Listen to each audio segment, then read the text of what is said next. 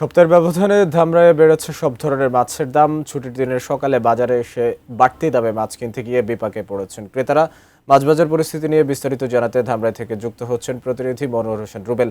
রুবেল, সপ্তাহের ব্যবধানে মাছের দাম বেড়েছে এবং কেমন দাম বেড়েছে, কোন মাছের কি দাম, সব মিলিয়ে জানাবেন আমাদেরকে।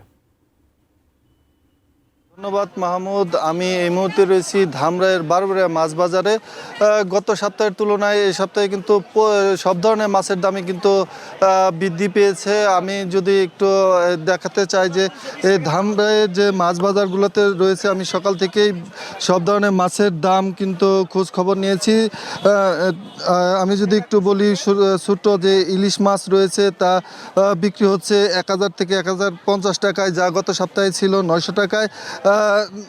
এই দাম বৃদ্ধির কারণে কিন্তু যে ক্রেতা সমাগম আছে তাদের কিন্তু নিম্ন আয়ের মানুষ যারা রয়েছে তারা কিন্তু বিপাকে পড়েছে। আমি একটু কথা বলতে চাই, এখানে আছে আমার সাথে ক্রেতা।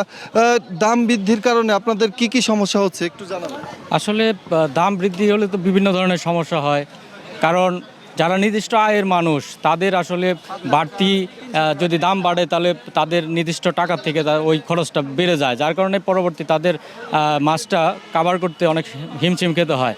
তো আমি সেই কারণে বলতেছি যে আসলে দাম বাড়ার কারণে প্রত্যেকটা মানুষের অনেক সমস্যা ফিল করে, বিশেষ করে তাদের আর্থিক সমস্যা।